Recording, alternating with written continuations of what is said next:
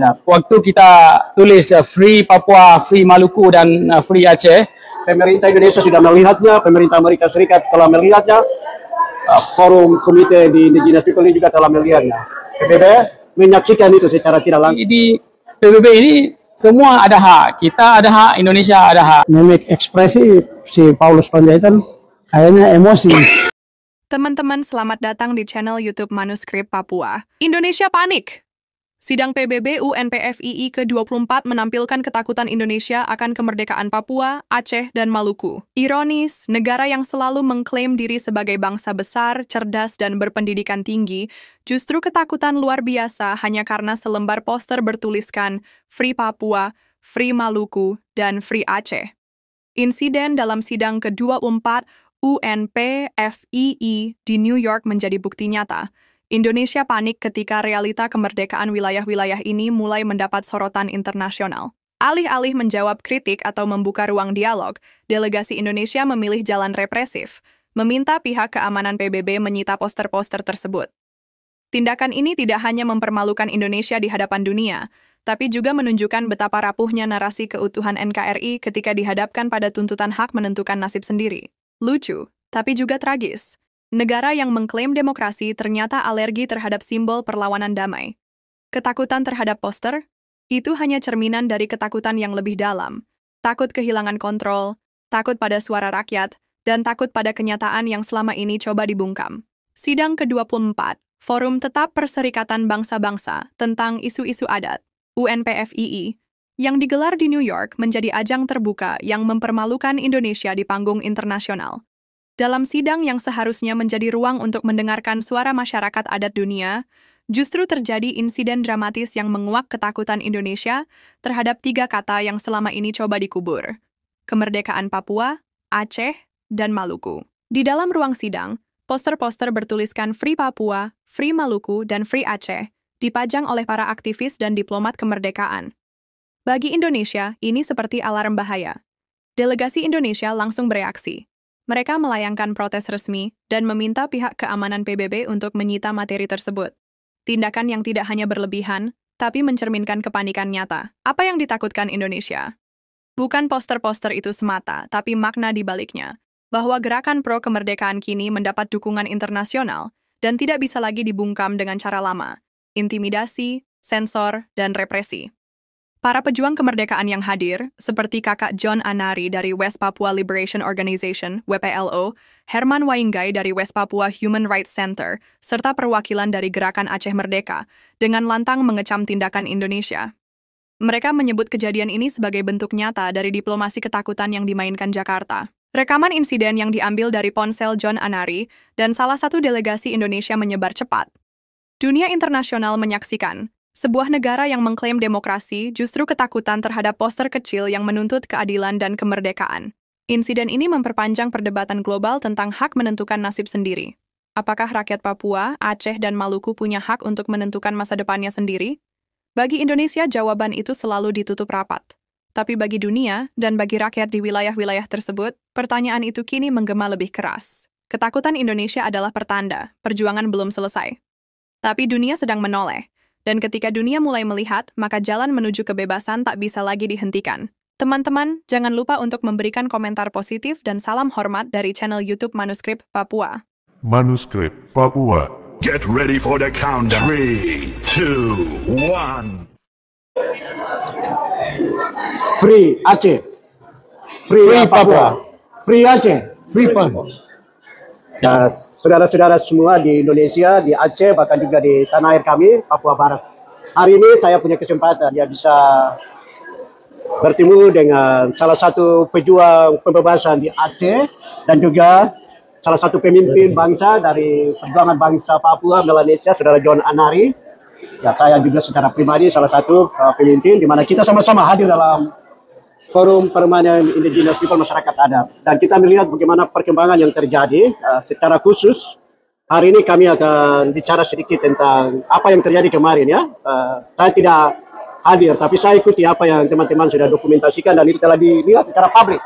Pemerintah Indonesia sudah melihatnya, pemerintah Amerika Serikat telah melihatnya, forum komite di Indigenous People ini juga telah melihatnya.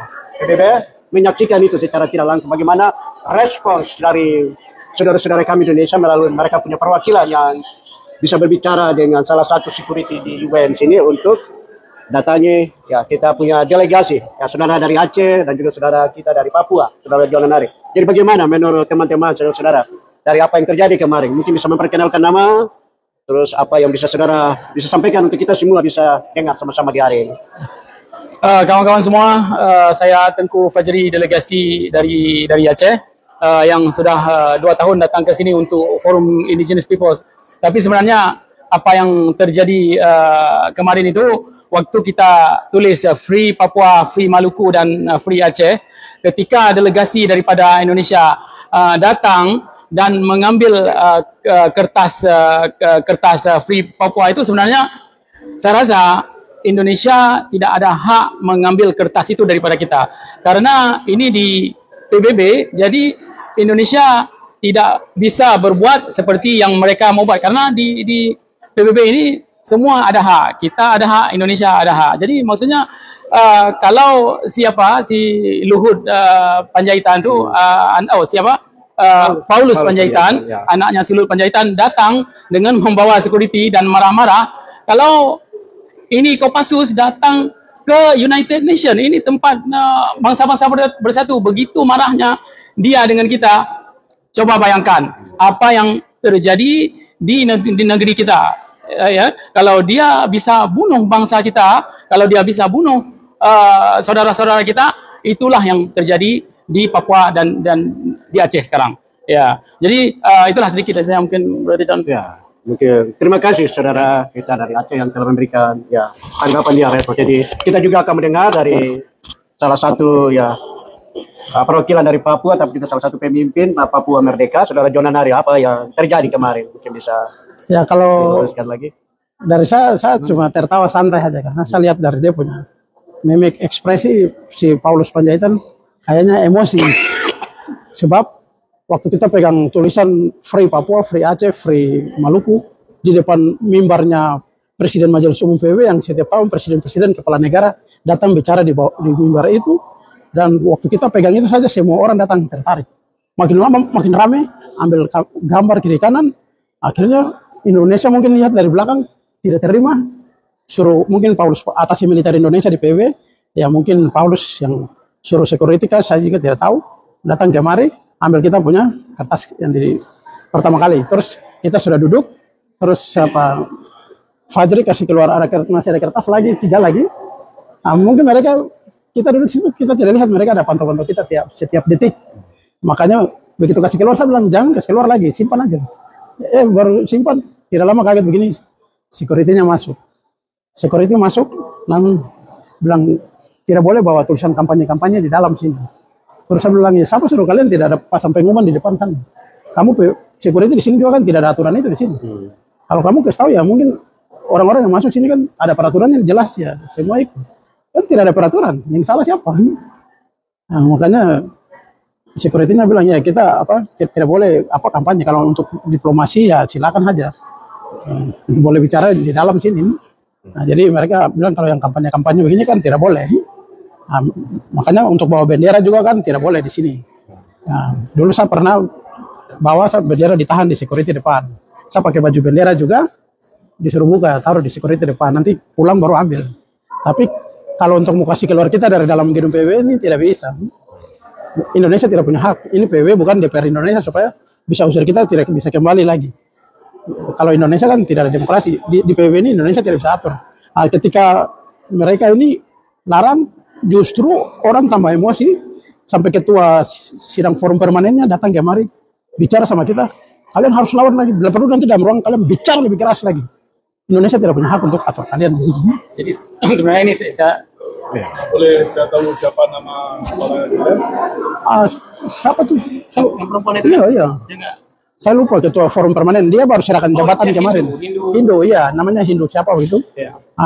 Dia baru serahkan jabatan kemarin pembukaan sidang, dia serahkan ke perempuan asli Kanada sekarang jadi ketua ganti dia. Nah, perempuan ini si Hindu ini yang waktu tahun lalu bantu kita keluarkan rekomendasi. Dia ini juga Indonesia maju ke depan ancam dia. Nah, si Tobing bintang 1 ini dengan atas politik Indonesia maju ke depan, larang dia sampai 5 kali, bilang jangan kasih kesempatan untuk kita bicara. Dia kan dengar saja. Mereka sih tinggal maju sampai 5 kali. Di akhir-akhirnya kan dia tidak mau apa. Mereka pikir nanti dia tidak mau bicara. Rupanya dia kasih kesempatan kita bicara. Jadi ini militer Indonesia ini main di PBB mau pakai kekuatan mereka untuk membatasi kita tidak boleh bicara di PBB. Bagaimana? Ini bukan DPR Indonesia. Jadi tetap merdeka. Teman-teman, terima kasih banyak telah menyaksikan siaran di channel YouTube Manuskrip Papua. Kami sangat menghargai setiap dukungan yang kalian berikan. Tanpa kalian, perjalanan channel ini tidak akan terasa seistimewa ini. Salam dan hormat dari YouTuber Manuskrip Papua. Manuskrip Papua.